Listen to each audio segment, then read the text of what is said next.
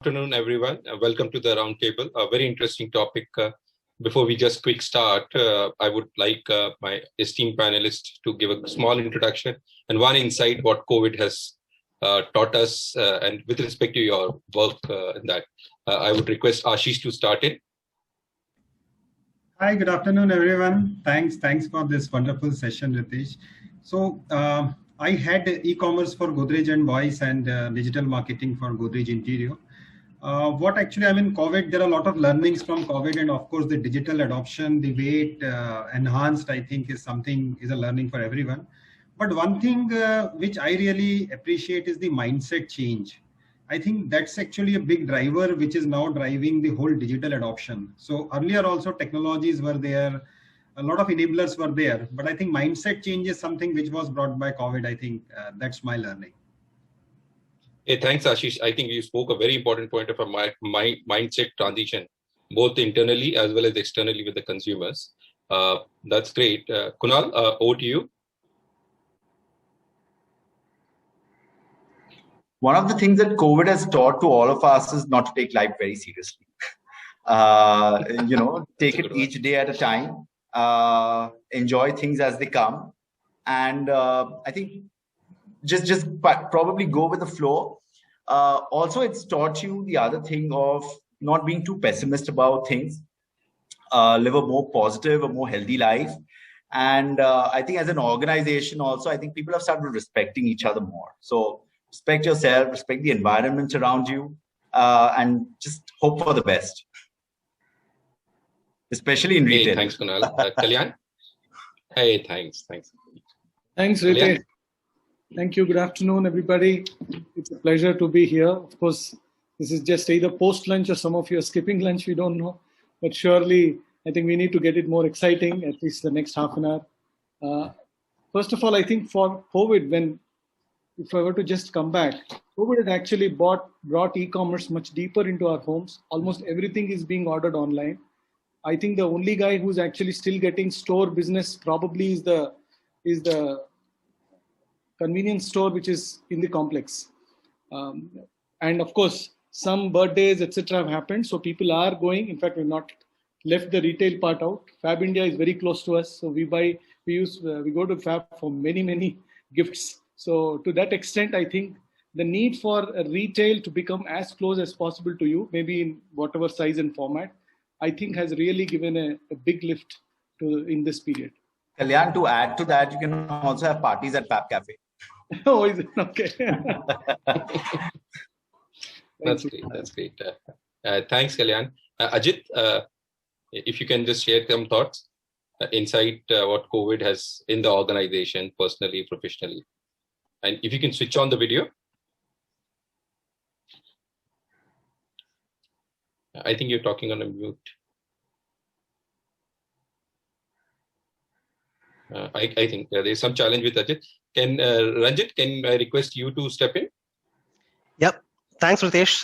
Good afternoon, everyone. I think COVID has made us much, much more stronger mentally, emotionally, physically, in all ways, actually.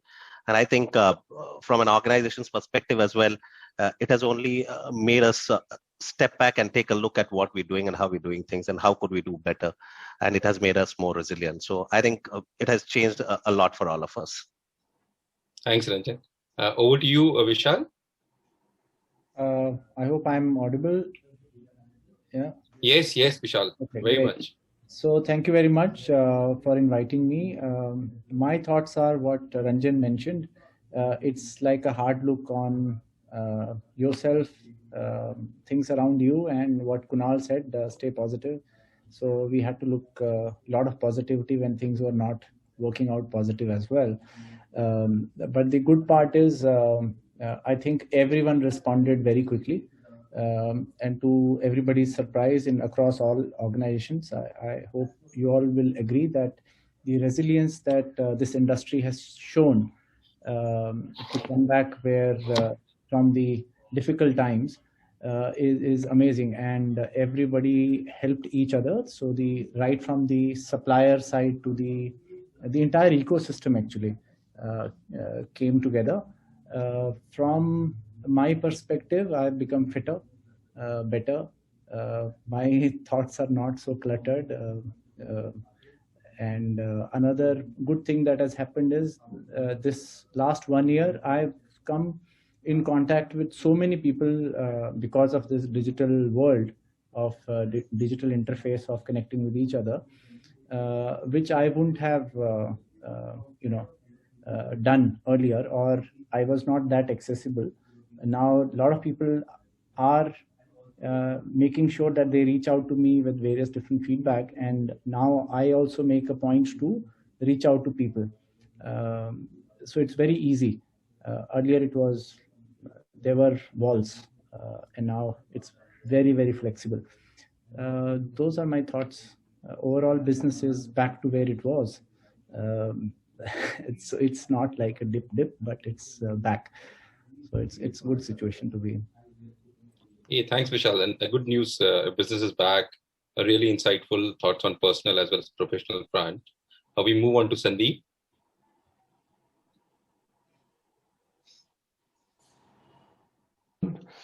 Thanks for having me. One thing I would like to, specifically call out that COVID has driven something which change management gurus would have taken years, possibly decades to do that. The concept of remote working, everything could be home delivered. Of course, there were things, we were delivering pizzas also, but literally everything, e-delivery. And this has led to a lot of trust, which was missing from e-commerce, from even corporates letting their people work from home for longer periods. So that kind of change management, which it has brought, and this change will be here to stay. A lot of companies have already decided to let their people work from anywhere, permanently. So that's one of the good thing that has happened. And eventually, like I said, people have become more accommodating, and the level of trust, while still not being physically in the same place, has risen, which is again a good thing for business as well as relationship. And of course, being able to connect with a lot of people across countries is also good. A lot of good learning sessions have also come through, which has added to a lot of knowledge. Of course, I saved a lot of time in commuting because I had to commute about 3 to 4 hours a day. So that of course gives me a lot of time for some new learnings, for some new hobbies. So that's how COVID has changed the life. Hey, thanks, Sandeep. Really insightful on personal as well as professional front. We come to Yakin. Hi, everyone. Hey, thanks, Ritesh. Well, I guess a lot of things have already been said by the team here, but a couple of things that I've observed is like in fact, it has brought people together much more in a way, because only the mode of discussions or mode of meeting has changed. But now when you meet someone in person, you actually have a larger affection, or the team bonding that you have with your office teams also when you meet them in person again. So the bonding has increased with staying away from the office life, for that matter. A lot of belief systems have also changed. Like earlier, it would have been like unthinkable of whether we can ever actually have the entire office staffs working from home. It's something which no one would have agreed then, not even as a trial period per se, right? So this one has just come and hit hard and said, okay, it's going to work, doesn't matter, right? And I've also seen the ability in people in the businesses, basically, of how fast they can all get together and adopt or pivot out to a particular new channel altogether, right? Some things where you have 3%, 5% sales coming in from your online channel, now they've become 20%, 30% of your entire sales mix. Okay, so and many of the organizations didn't have those in place, to be honest. Okay, so it is within this very short period of time, everything just moved, and everyone went saying, okay, let's just be there without all the fancy things that we want to put on the site for the customers. Just make sure that we actually deliver to the promise that we are making to the customer. You place the order and we'll deliver. That's about all is the focus of the entire business, rather than focusing on many other nice to have builds for the customer functionality. So a lot of positives there from that perspective. And I've seen it's still helping the businesses think differently and work differently per se. So that's my observations or my insights to it. And that's where we are, Ritesh. Hey, thanks, Yakin. You brought a very important topic to our think of connected commerce, and subject what we are going to discuss today is, yes, COVID has accelerated many times the way we articulated right now, the adoption of a digital channel, what Ashish spoke about, mindset, internally, externally, and what you spoke about the business growth from a single digit to 20 to 30% going along. I would request the panelists to throw some light on the growth. You've already thrown about it, but how's the returns which comes along with the online or a connected commerce portion? And what are the two main reasons in your organization to focus on that? Because returns is a part and parcel of a connected commerce. The reasons would be many, but you want to highlight the top two reasons. We go in the reverse order, Yakin.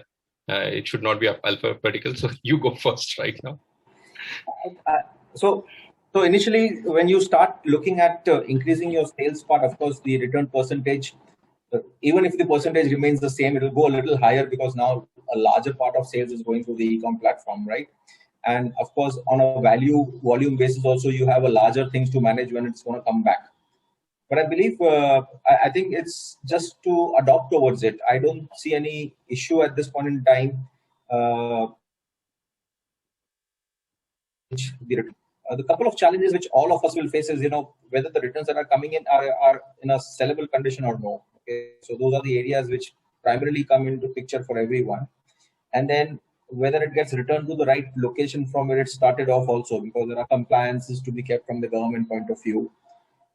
Typically, if the customer is returning the product, it's still better managed as compared to non-deliveries and coming back to us per se, right? So non-deliveries, we are happy it's coming back in a good shape to sell it off. Customer deliveries, you have a little bit different challenges in terms of whether the product was used or it was damaged or anything on those grounds, whether it was damaged by the transit, by the delivery partner, and isolating those points where actually the product loss will be booked finally, right? So that's one of the key challenges that we have. Some of the brands will also have the challenges in terms of saying that I sent out an original product, but I got a return fake product also with me, right? So that's another part of it where it comes back to us saying how do you have to ensure whether the product that has come back to you is your original product which you had sent out versus what you have got back. So at this point in time, we are just classifying the returns when they're coming back to us. At the point, we try and classify them in different buckets, which generally everyone would be following per se. That is a good return, bad return, fake return kind of a scenarios. And then you have to integrate with the other partners to try and repo all that out. So I believe the challenge comes on the commercial reconciliation side of it, on that point of view, and the inventory. The one other challenge that we also have on the returns is, it comes back to you from leveraging many of the retail formats are actually leveraging their store inventories to do the sales. Okay, so they don't have very isolated earmarked inventories for e-com, right? So we pick up the stocks from the stores itself. When they're coming back, how we manage them is more critical. Otherwise, it impacts the next order fill also for that matter, right? So if you are not able to bucket that out immediately when they come back into your store inventory, you have the other challenge that new orders will be also impacted because of the inventory, which is non-sellable inventory now lying with you in your warehouse and in your stock statements and stuff like that. So these are the areas typically that we have the challenges with returns on the return side when we get the products back.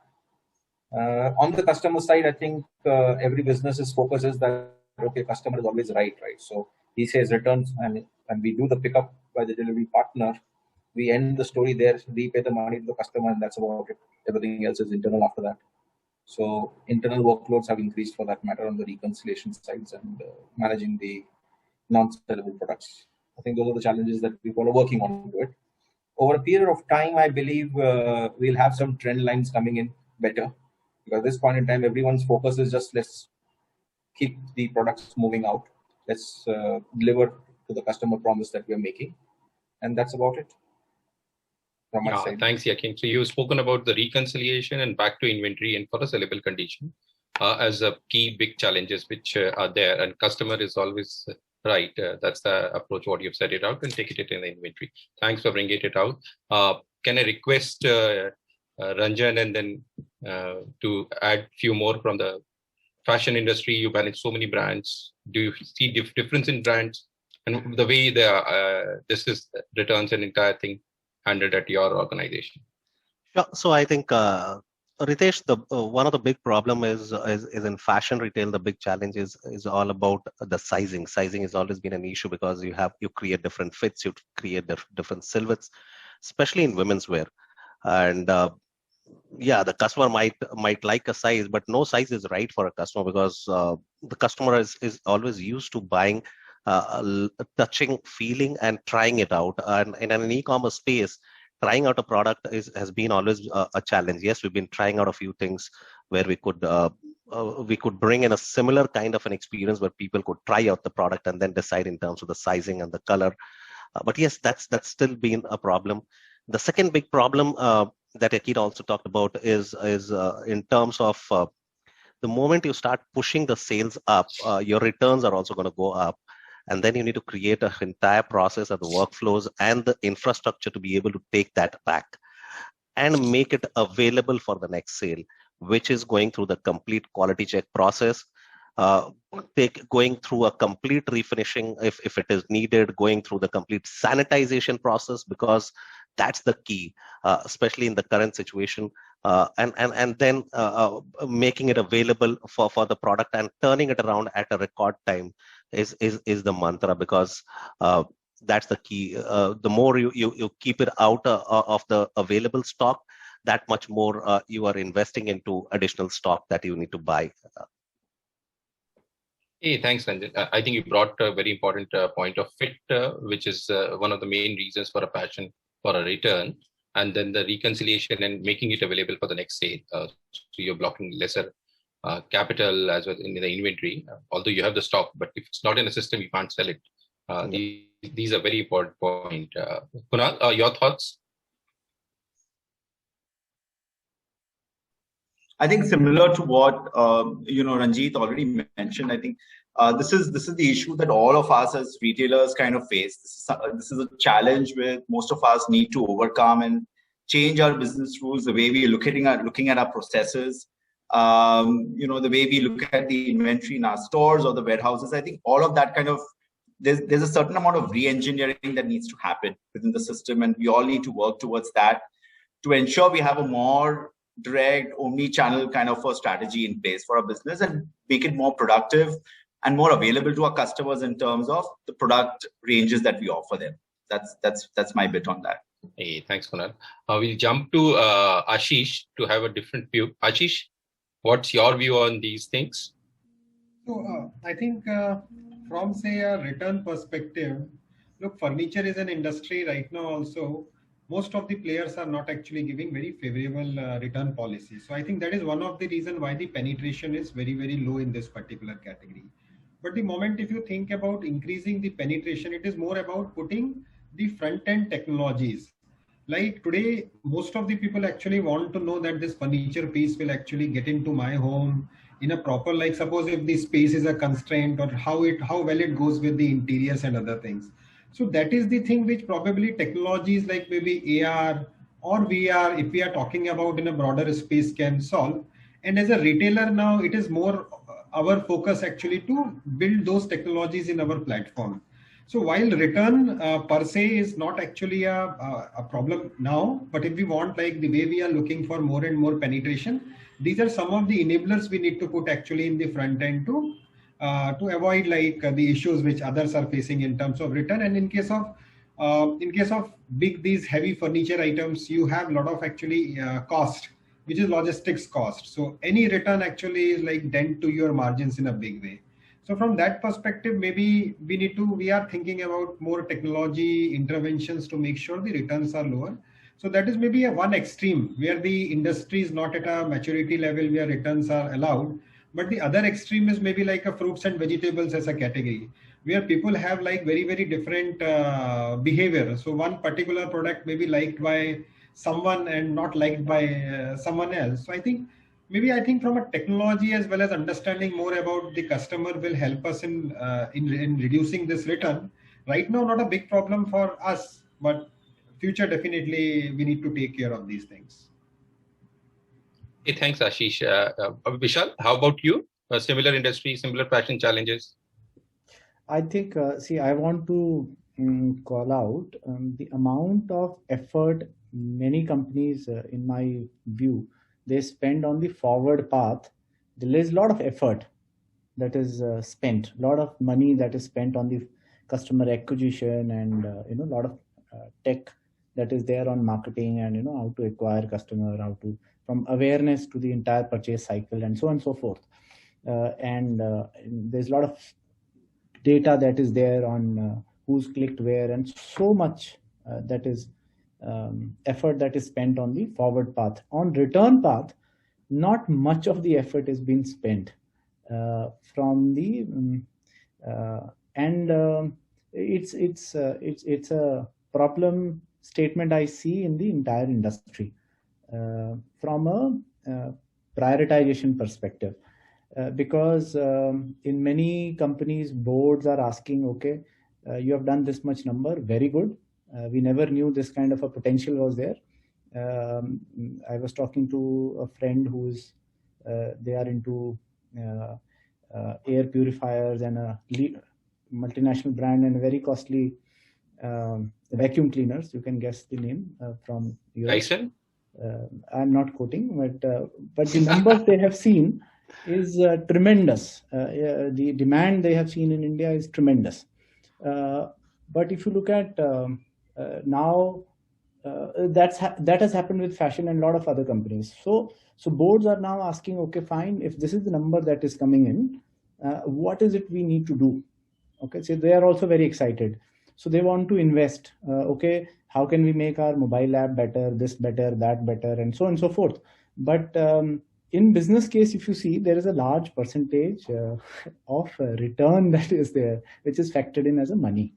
But there is hardly any talk, much talk on return. It's more of a supply chain topic, or category guys, oh, your fit is not right, hence this is a problem.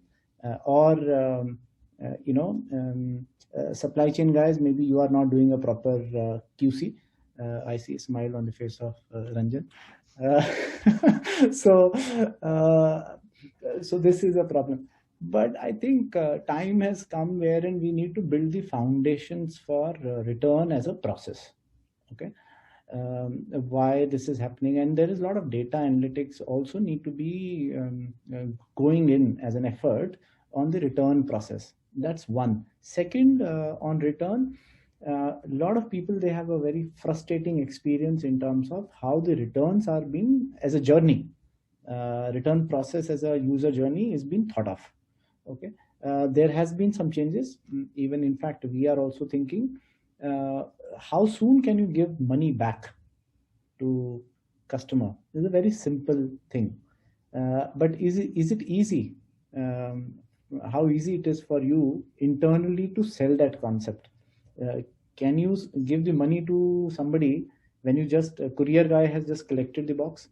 Is it okay with your finance people? Is it okay with your auditors? Is it okay with your board? Is it? So there are many topics.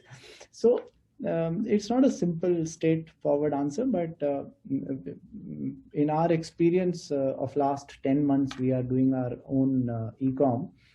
We had a very high percentage of returns as a percentage, but luckily the returns hasn't been that high as a quantum.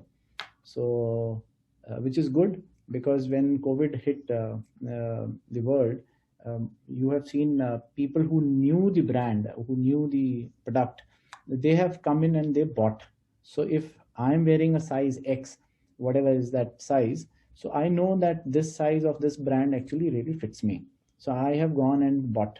But as economy is opening and retail, physical retail is has opened up quite a lot.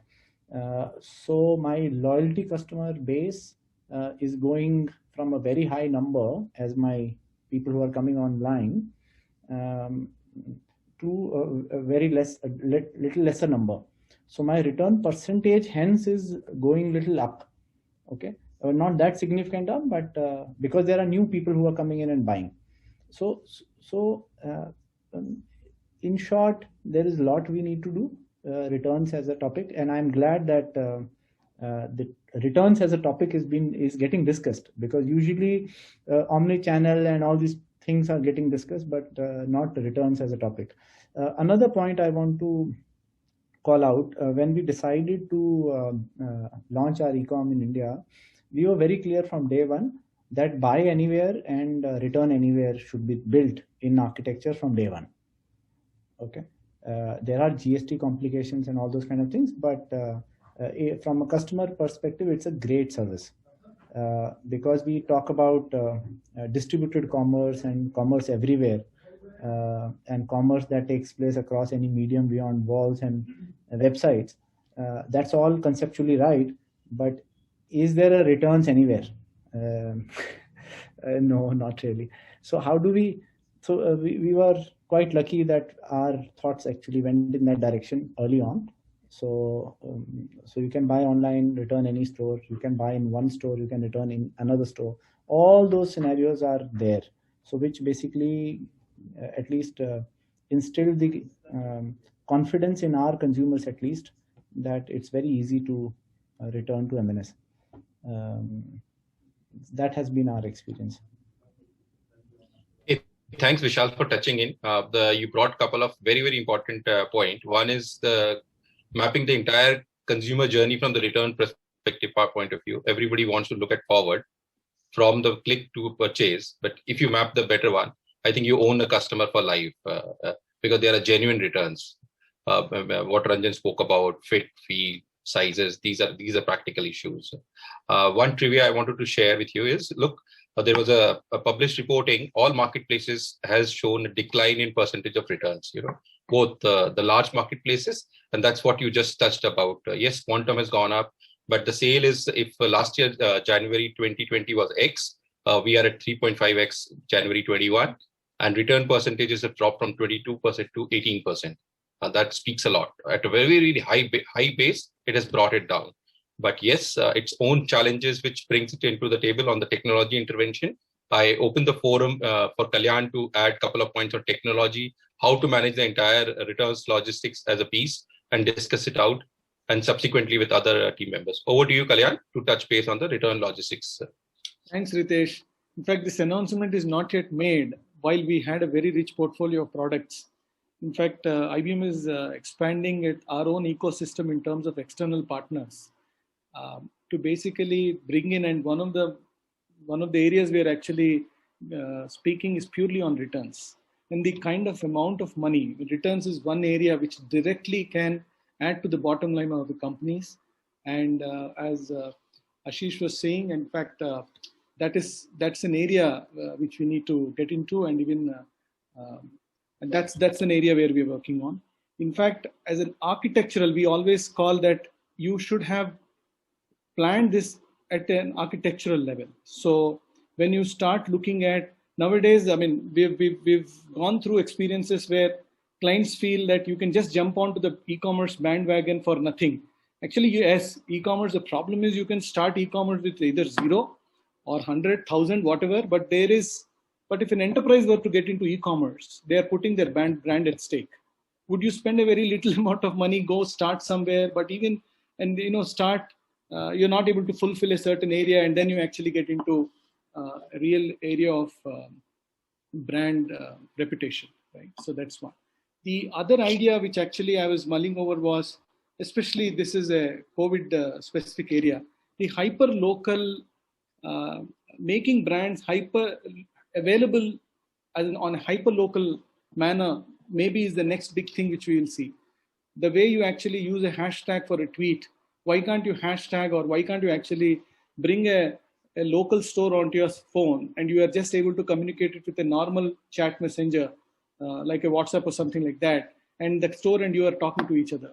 Relationships are going to be built. New customers are going to come. New channel is going to be started off. You start as a small pilot, but you can scale this, because this is a ubiquitous presence of the solutions available on this.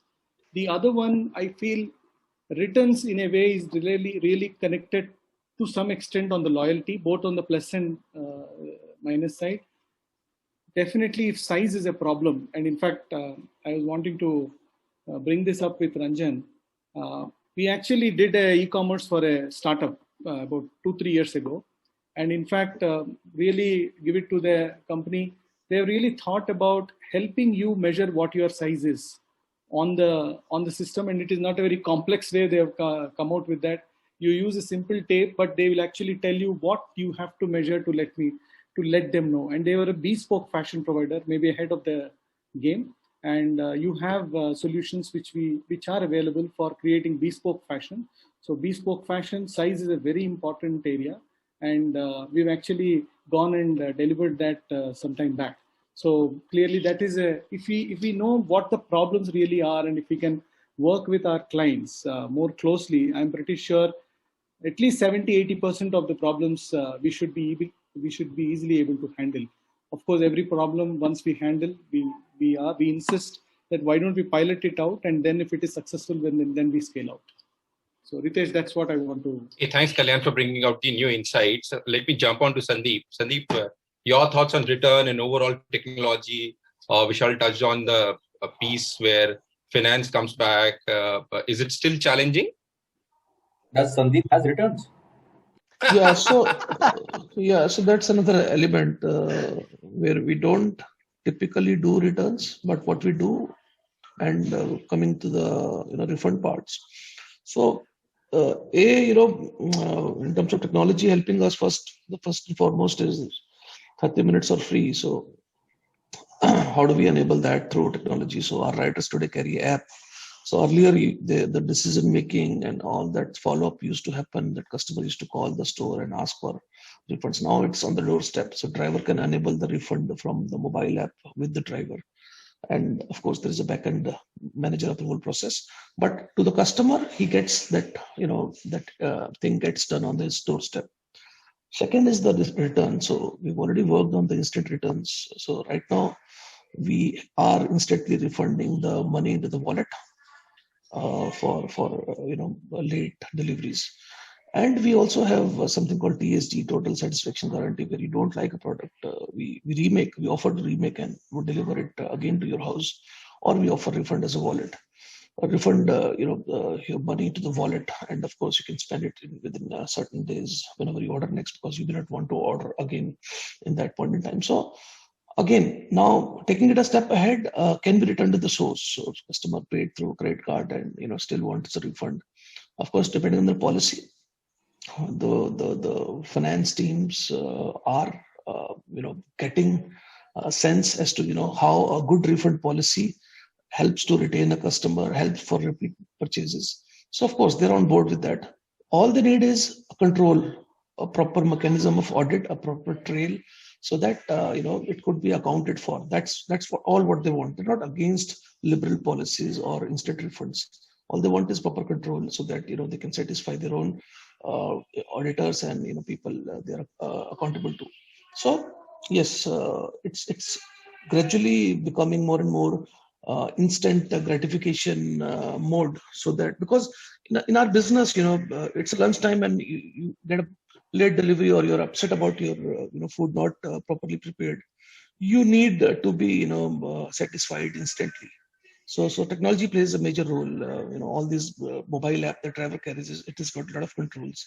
In fact, a lot of customized during the COVID. A lot of people have been asking for a customized way of delivering their pizza. Some of this could be leave at the main security door, I'll pick it up, leave it in the tower, the ground floor of my tower in case of apartment complex, leave it outside my door. Digital payments, of course, are enabling it, and zero contact delivery. So all these custom instructions which people punch on their mobile app, going into the point of sale system and helping the restaurant to pack the things in that way, and the same instructions flowing seamlessly to that mobile app of the rider, enabling him to execute the instructions of the customer on the doorstep. These all things connected in real time and happening in 30-40 minutes, the entire cycle of placing the order, delivering the product in the manner the customer wanted, and giving the refunds in that time. This is all possible because of the entire connected thinking. Thanks, Sandeep, for bringing it out. Vishal, you got one quick answer: instant refunds. If it's happened in pizza, I think it can take care in other industries as well. Thanks for bringing that out. What he spoke about is putting up the processes, checks and balances, so that you can take care of it. Yes, there is a case of GST which will be there. We can tackle it out, but I think within the same zone, that's the answer which lies in. I want to hop on to now Kunal. Kunal, your thoughts on that, and before we request Kalyan and the team, every member on the panel to wrap it up. Kunal, over to you. Yeah. Kunal, you're talking on a mute. Yeah. Today, so every company is following what they think is right from their customer perspective. I think there's no right and wrong that, most of the organizations are doing. Things like instant gratification and a lot of things can mean differently to different customers. It's really about what your product is, how are you communicating, and what are you doing with your customer, which is important. As far as your customer journey is mapped and, you're treating things the right way, I think you're good. You don't need to over-engineer anything or do anything in a very different fashion. As far as, you have your Amazons and you have your Walmarts and you have everyone else which follows a certain thing and customers are happy. Why do you, beyond a point as a brand, need to overkill any process and try to reinvent yourself? I mean, that's what I believe at this point of time. Just make the customer happy. I think everything else will fall in place. Okay, thanks, Kunal. So we coming to the last few.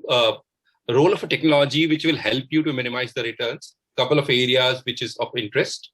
I'll start with Vishal, and then we can move with Ranjan, Ashish, Kunal. I think we are nearing the time. Sorry, I missed out the question. Sorry. So role of technology to minimize the returns in two specific areas. Where do you see that? Challenges I spoke about, all of us spoke about the reconciliation as one, but I just wanted to have your perspective on that. See, role of technology is very simple.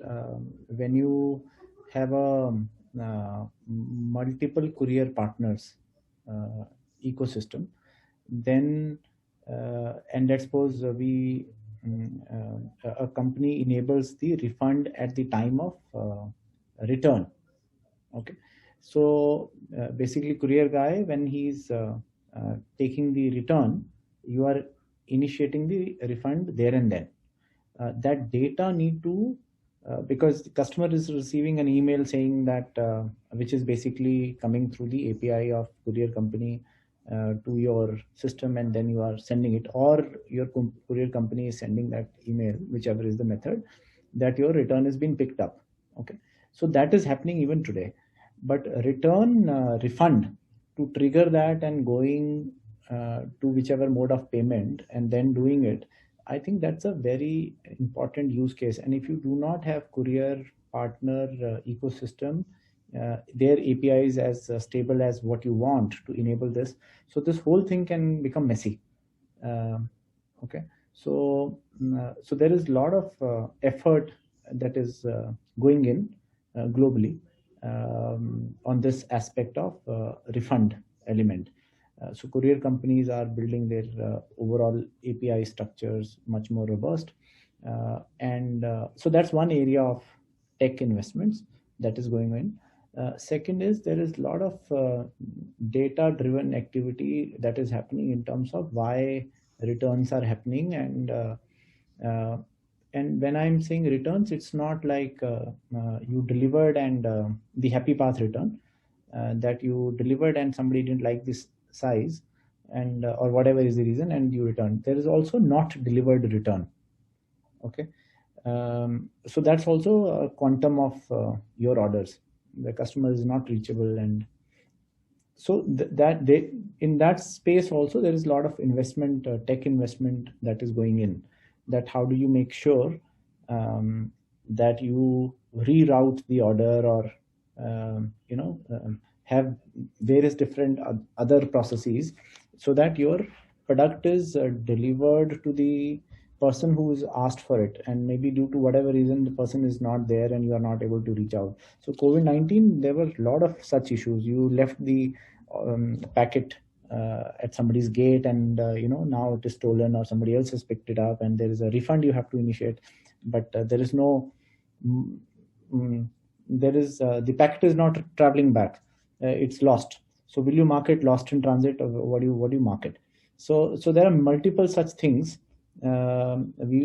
And from a technology perspective, I think there is a lot of effort, at least I have spent and my team has spent, fixing all these edge issues.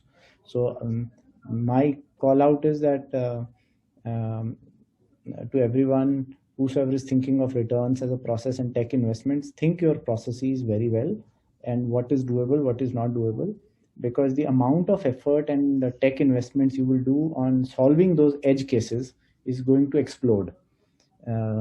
Because I'll give you one example. There was one customer who placed an order while sitting in hotel in Bangalore, in a 5-star hotel, and then the guy has left the hotel, and by the time the delivery guy reached there, the person has moved some 300 kilometers, and now he's saying, okay, send me this article there.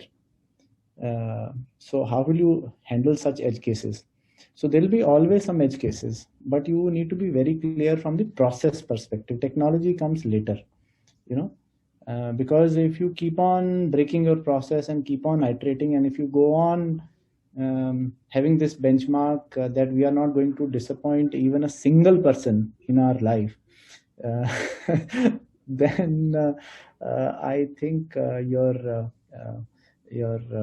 investments and your bandwidth will go for a toss. That's my view. Thanks, Vishal. Over to Ranjan.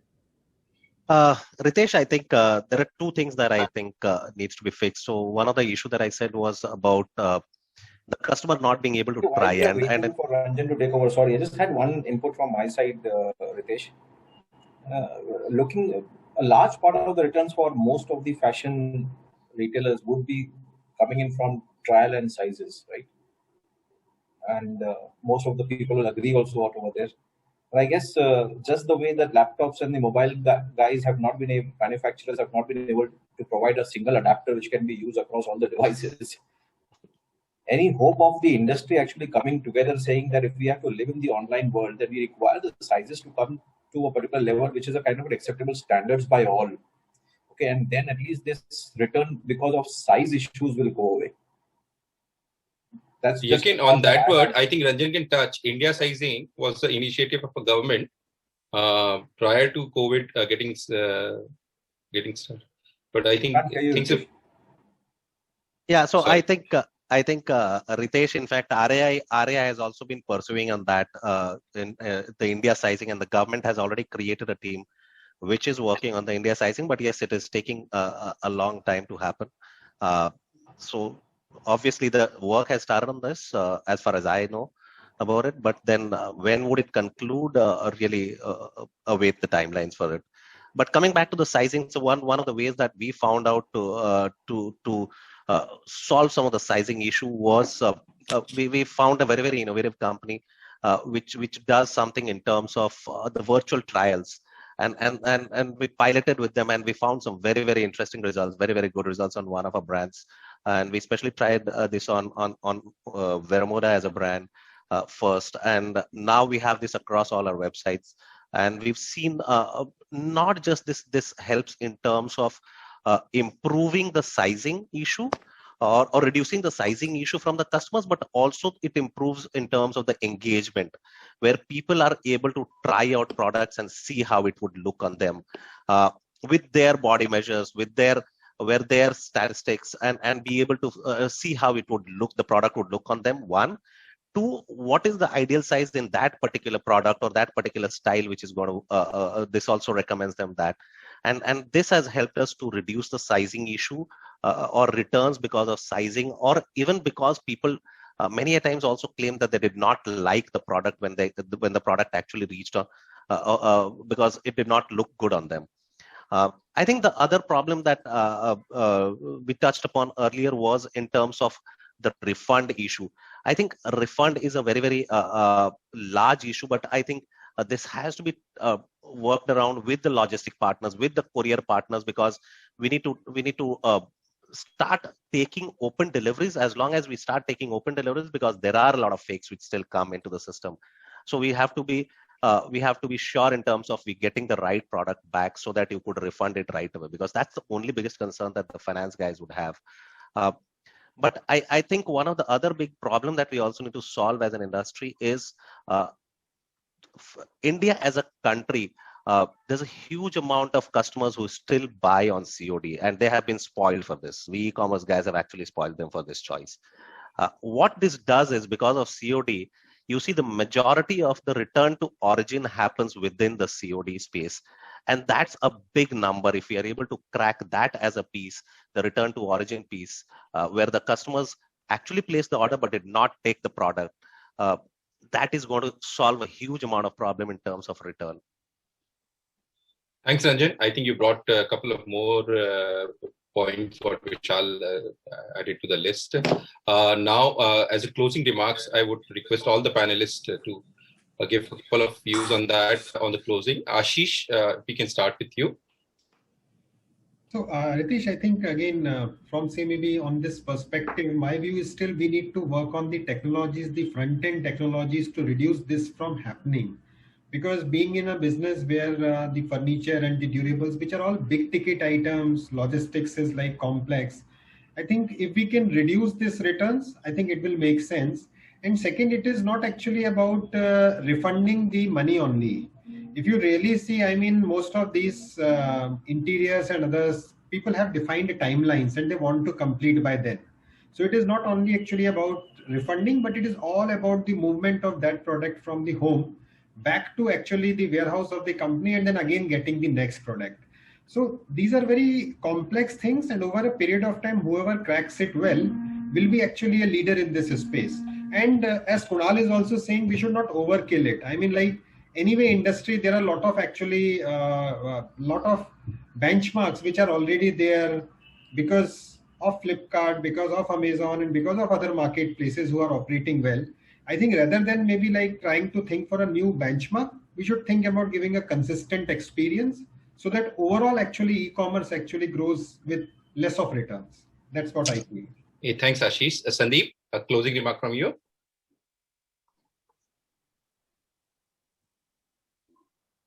So I would like to say that all these processes will continue to be driven by the new age consumer experiences that the new age companies are driving. So whether we believe or not, a company in our business or retail business typically may not be having that practice. But if a company like, let's say, like a Swiggy and Zomato comes into the picture, into the market, and they offer services like instant refund or a lot of other things, that starts to change the consumer behavior, and then others have to follow up to live up to the expectations, because consumer experiences can be changed by anything outside your industry as well. So technology will continue to play that role. It's up to us as to when we see is the right time to adopt that and delight the customer. Hey, thanks, Sandeep, for bringing it outside perspective to the industry. Kunal, what's your view on the closing one? I think for us, again, like I said, as far as customer returns and all are concerned, you need to start mapping all these processes of the way you design the product, the way what you've been selling, what the customers have been buying on different channels, and try and improve that overall understanding of what the customer really wants. I think until you don't get that right, I think you will, the returns issue, everything else will keep happening. Secondly, the most important point in all of this is understand your data better. I think most of us keep talking about technology. You can put the best of technology in the market, but the question is who is understanding the data which is coming out of it. If you go and give that data to the marketing person or to the sales guy or to the product manager, are they able to consume that data, make sense out of it, and then put the right efforts in the right channel? You do all the things inside properly, and then I think returns will automatically reduce. The reason why a customer would come to Fab India is because he knows what product he wants to buy, and he knows the colors and he knows the sizes. But if you're not providing that and you're not catering to the right audience in the right way, this issue will be persistent. I don't think anyone can do anything about it. But that's my take. Thanks for perspective. We can jump on to Yakin for the closing remarks. I completely agree with Kunal. Actually, it's we will have returns coming in from the customer for sure. It's just how we now analyze the same and how do we focus our efforts, the business efforts to try and say, okay, how can we reduce that area? And what are the critical things which we can control and improve the customer experience far better than what we are currently having because of returns in coming to us. And as there was, over a period of time, whoever starts leading in this space and reducing their numbers of returns with operational efficiencies or with focus on improving the customer experience per se and helping the customers with the buy, I think that's where we are all headed towards. Is my view. Hey, thanks. Vishal, your views? My views are very simple. I think every company need to look at what they can chew actually, rather than looking at others, what others are doing is more of an internal, what is possible for them, what is not possible, what customer proposition they can really, stretch and delight the customers on. I think because there are many fancy things you can do. And in fact, I spent multiple hours with many of my colleagues and even agencies. Everybody is giving a lot of gyan to each other. That has to stop. And in my view, because every large consulting company is shelling out so many nice PPTs and PDFs. Oh, you can do personalization, you can do this and that. When it comes to are you allowed as a brand in your global context? Answer is no. So why are you wasting time? So I'm saying we need to be clear what's doable, what's not doable, and see the whole business in that perspective. And second is your customer really expecting all of this from you? If customer is not expecting all of this from you, they are expecting very simple thing that I like your linen shirt or linen trouser. Please have the colors available and my size. I'll go and buy full price. And if you are able to provide that and you make more margin out of it, I think end of the day, it's that simple. So, Beautifully articulated, Vishal. Ranjan, your views, and then we go to Kalyan for the closing one. No, I think e-commerce is all about keeping things simple. यार, बहुत ज़्यादा हम उसको complex बना देते हैं, and it's the same thing. It's about the experience. The customer experience is the topmost, and that's what we need to keep in mind. And customers do return even in the offline space as well. This is part of doing the business.